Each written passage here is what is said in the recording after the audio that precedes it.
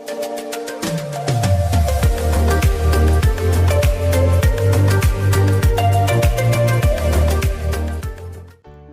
नमस्कार विद्यार्थी मित्रांनो, स्वागत आहे आपलं अभिषेक कॉम्प्युटर एज्युकेशनवरती. तर बघा, आजच्या व्हिडिओमध्ये आपण सेशन नंबर 46 बघणार आहोत. सुरू करण्यापूर्वी जर तुम्ही चॅनलवरती नवीन असाल तर चॅनलला सबस्क्राईब करून घ्या, कारण तुम्हाला असेच व्हिडिओ जे आहेत ते भविष्यामध्ये सुद्धा मिळत राहतील. आणि तुमच्या मित्रांनासुद्धा हा व्हिडिओ शेअर करा, कारण त्यांनासुद्धा इरा सोडवण्यात मदत होईल. तर बघा, यामधून जी टायपिंग प्रॅक्टिस आहे ते आपण सॉल्व करून घेऊ आणि त्यानंतर डायरेक्टली आपण सेल्फ आर लर्निंग बघून घेऊ. ठीक आहे ना. टायपिंग प्रॅक्टिस सोपीच आहे, तुम्ही स्टार्ट करून डायरेक्टली काही बी टाईप करून एंड करून घ्या. सेल्फ आर लर्निंगमध्ये बघा 5 त्यांनी आपल्याला स्टेप दिलेले आहे. त्यापैकी आपला पहिला प्रश्न आहे बघा, तुम्ही पॉवर पॉईंट फाईल्स रिनेम करू शकता.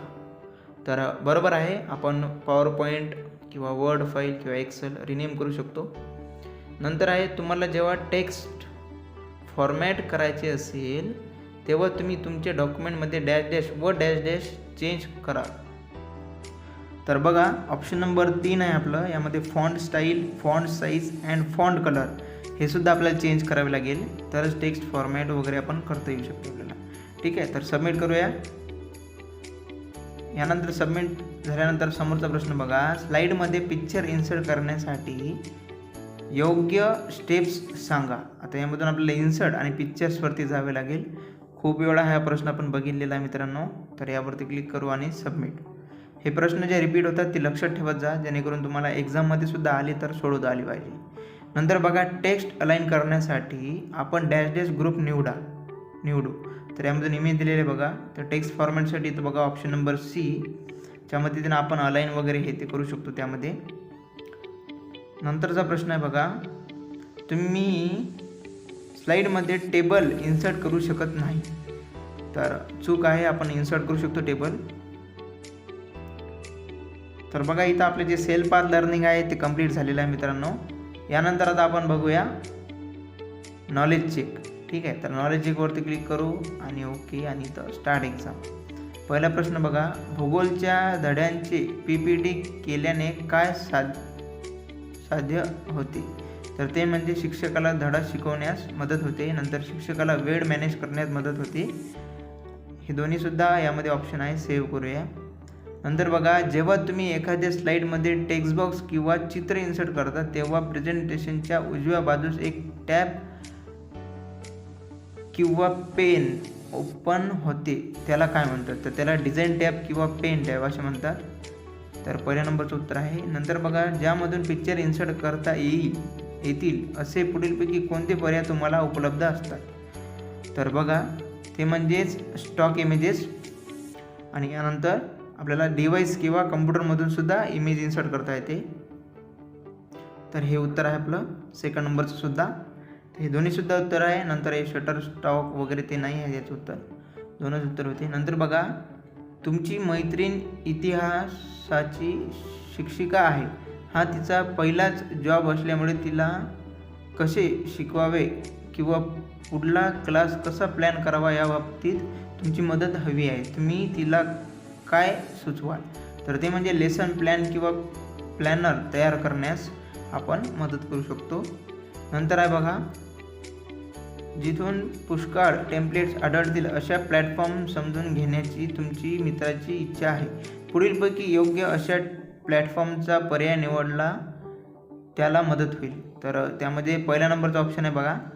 नंतर आहे दुसऱ्या नंबरचं सुद्धा स्लाईड्स गो आणि यामधून स्लाईड्स कार्निवल. तिसरंसुद्धा आपण यामध्ये टेम्पलेट इन्सर्ट करू शकतो. तिन्हीमध्ये सुद्धा नवीन नवीन टेम्पलेट्स आपण ॲडजस्ट करू शकतो. तर सेव्ह करूया. बघा, इथं जे नॉलेज चेक आहे ते आपलं सॉल्व होऊन जाईल. एंड करून घेऊया नॉलेज चेकला आणि यानंतर आपल्याला फक्त डू इट युअर सेल्फ राहिलेलं आहे, तर ते बघून घेऊ. तर स्टार्ट एक्झाम करू. तर बघा, दाखविण्यात आलेल्या प्रेझेंटेशनमध्ये टेक्स्ट बॉक्स इन्सर्ट करा. त्यामध्ये प्रूफ हब्स टेक्स्ट करण्यासाठी इन्सर्ट टॅब टेक्स्ट बॉक्स याचा वापर करा. तर स्टार्ट एक्झाम करूया. आता सिम्पली आपल्याला एक टेक्स्ट बॉक्स घ्यायचा आहे आणि त्यामध्ये त्यांनी सांगितलेलं टेक्स्ट इन्सर्ट करायचं आहे. तर बघा, हा जो टेक्स्ट बॉक्स आहे ते इन्सर्ट आहे तो ऑलरेडी. आता इन्सर्ट करण्यासाठी आपल्याला इन्सर्टवरती जावे लागेल, यामधून टेक्स्ट बॉक्सवरती जावे लागेल आणि इथं टेक्स्ट बॉक्स ड्रॉ करून घेऊ. ठीक आहे, तर यामध्ये प्रूफ हब्स असं आपण टाईप करून घेऊ. ठीक आहे, तर हे टाईप केल्यानंतर बघा, इथं करेक्टली टाईप करा स्पेस वगैरे देऊन आणि नंतर बाहेर क्लिक करून सबमिट करा. बस तेवढं झालं की उत्तर सबमिट होईल आपलं. आता दुसरा प्रश्न बघा, दिलेल्या प्रेझेंटेशनमध्ये ब्लँक स्लाईड इन्सर्ट करण्यासाठी इन्सर्ट टॅब न्यू स्लाईड याचा वापर करा. आता हा सुद्धा आपण प्रश्न खूप वेळा बघितलेला आहे.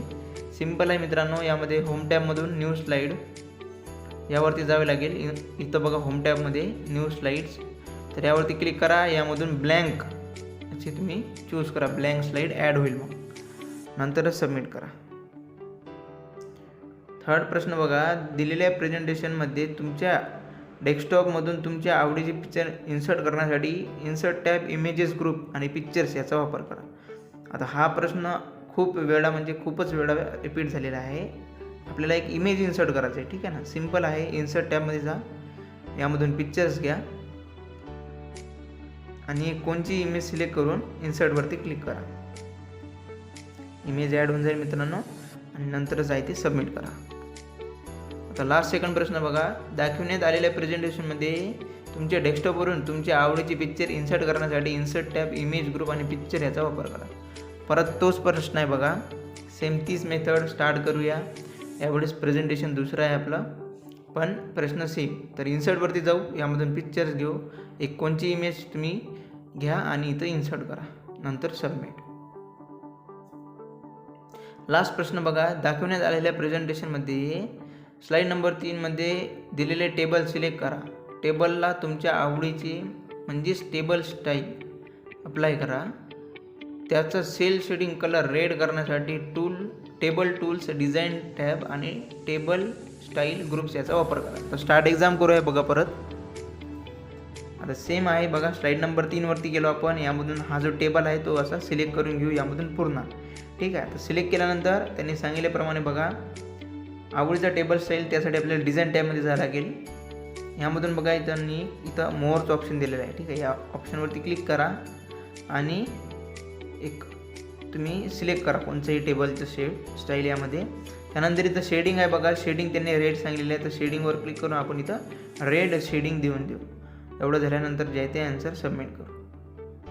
तर बघा अशाच प्रकारे आपण इथं डू इट युअर सेल्फसुद्धा बघितले आहे मित्रांनो. यानंतर आता आपण प्रोसेस फोलिओ बघणार आहोत. इथं एंड करून घ्या do it your self. Same काही प्रश्न होते आपल्याला मागच्या सेशनसारखेच. प्रोसेस फोलिओ बघा, स्किल सेट आहे त्यांनी दिलेला, review tab of MS PowerPoint, ठीक आहे. तर यामध्ये आता रिव्ह्यू टॅब आपल्याला ओपन करावं लागेल PowerPointमध्ये. तर स्टार्ट करूया. यामध्ये बघा परत 10 मिनटं वेळ आहे. एक PowerPoint ओपन करून घ्या आणि यामधून तुम्ही रिव्ह्यू टॅब त्यांनी सांगितल्याप्रमाणे स्किल सेटमध्ये ओपन करा, ठीक आहे. प्रत्येक टॅब ओपन करून बघा, यामध्ये थोडंसं वर्क करा PowerPointमध्ये. आणि ही जी फाईल आहे ना तुम्ही डेस्कटॉपवरती सेव्ह करा, ठीक आहे ना, सेशन नंबरचं नाव देऊन, जेणेकरून तुम्हाला असाइनमेंट म्हणून हीच फाईल अपलोड करता येईल, ठीक आहे. तर तसं आपण आता करून घेऊ. यामध्ये बघा थोडा वेळ आहे सबमिट होण्यात. तर बघा थोड्या वेळानंतर बघा इथं आपला जो आपण जे प्रेझेंटेशन आहे ते सेव्ह केल्यानंतर इथं जे सबमिटचं बटन आहे ते इनेबल झालेलं आहे. सेशन नंबर आपलं 46 होतं हे. तर आपण इथं सबमिट करून घेऊ. आणि एवढं झाल्यानंतर इथं रिस्टार्टचं ऑप्शन जर आलं, सपोज टू बी आलं, तर इथं प्रोसेस फोलिओ या टॅबवरती क्लिक करायचं आहे, ठीक आहे ना. इथं रिस्टार्टचं बटनचं ऑप्शन जे आहे ते येऊ शकते मित्रांनो. तर त्याचं काही एवढं टेन्शन घ्यायचं काम नाही. समोरच्या स्टेपवर जाण्यासाठी इथं प्रोसेस फोलिओ या नावावरती क्लिक करा, टेक्स्टवरती. समोरची स्टेप येईल, इथं परफॉर्म स्टेटस बटनला इनेबल करा आणि यामधून नेक्स्ट करून घेऊ. तर तुम्हाला जे मी सांगितले होते असाइनमेंट सेव्ह करायचे डेस्कटॉपवर, तर यामधून चूज करू. तर चूज फाईल करा आणि डेस्कटॉपवरून ती असाइनमेंट जी आहे ती शोधू आपण आणि अपलोड करून टाकू इथं. तर मी इथं बघा इथं ठेवलेली आहे, त्यावरती क्लिक करतो ओपन. ती असाइनमेंट इथं सेव्ह करूया. तर प्रोसेस फोलिओ जे आहे ते सक्सेसफुली कंप्लीट होईल आपलं बघा. आणि एवढं झाल्यानंतर जे आहे ते सिम्युलेशन क्वेश्चनवरती जाऊया. यामधून स्टार्ट एक्झाम एकच प्रश्न दिलेला आहे त्यांनी बघा. प्रश्न आहे, डॉक्युमेंट वाचता येण्याजोगे करण्यामध्ये टेक्स्टची अलाइनमेंट खूप महत्त्वाची भूमिका पार पाडते. तयार करणाऱ्या व्यक्तीच्या विचाराप्रमाणे ती लेफ्ट अलाइन, सेंटर अलाइन किंवा राईट अलाइन असू शकते. आता पहिल्या हँग टॅगमधून फ्रुटिओ ज्युनियर या टेक्स्टची अलाइनमेंट लेफ्ट अशी बदला. तर स्टार्ट करूया बघा. आता यामध्ये त्यांनी बघा इथं हँग टॅग दिलेला आहे. यामधून हे बघा इथं द फ्रुटिओ ज्युनियर, ठीक आहे ना. तर हा टेक्स्ट सिलेक्ट करायचा आहे, यावरती क्लिक करा फक्त. तर अलाइनमेंट लेफ्टचं ऑप्शन आहे, तर यावरती फक्त एक वेळ क्लिक करा. तुम्हाला तिथं दिसणार नाही, बट तुम्ही तिथंच क्लिक करायचं आहे, दुसऱ्याकडे क्लिक करू नका. बघा आन्सर सबमिट होईल आपला ऑटोमॅटिकली. SIM करून आपण सिम्युलेशन क्वेश्चन एंड करून घेऊ बघा इथं. यानंतर फक्त आपलं जे सेशन कम्प्लिशन टेस्ट आहे ते फक्त राहते, तर ते बघून घेऊ. तर बघा, तुम्हाला flipkart.com या वेबसाईटवर मोबाईल फोन खरेदी करायचा आहे. अशी खरेदी करताना तुम्ही इंटरनेटवरील डॅश डॅश ॲक्टिव्हिटीजचा वापर करत असता, तर ते म्हणजेच ई कॉमर्स. दुसऱ्या नंबरचं उत्तर आहे त्याचं. नंतर बघा, जर तुम्ही इंटरनेटवरून एखादी वस्तू खरेदी करत आहात, तर याचा अर्थ तुम्ही इंटरनेटचे डॅश डॅश ॲप्लिकेशनचा वापरत आहात, तर ते म्हणजेच इलेक्ट्रॉनिक कॉमर्स. याचं सुद्धा उत्तर आहे चौथ्या नंबरचं. बघा, इलेक्ट्रॉनिक कॉमर्स म्हणजे इंटरनेटवरून गाणे डाउनलोड करणे आणि ऐकणे, तर चूक आहे. ई कॉमर्स म्हणजे एखादी वस्तू खरेदी करणे. ठीक आहे.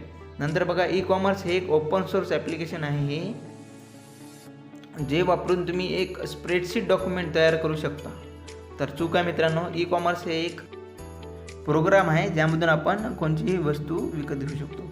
तर बघा, अशाच प्रकारे आपण इथं सेशन कम्प्लिशन टेस्ट जे आपलं सेशन होतं 46 त्याची बघितलेली आहे. चॅनलवर नवीन असाल तर चॅनलला सबस्क्राईब करा मित्रांनो. भेटूया अशाच प्रकारच्या व्हिडिओसोबत समोरच्या व्हिडिओजमध्ये. तोपर्यंत बाय.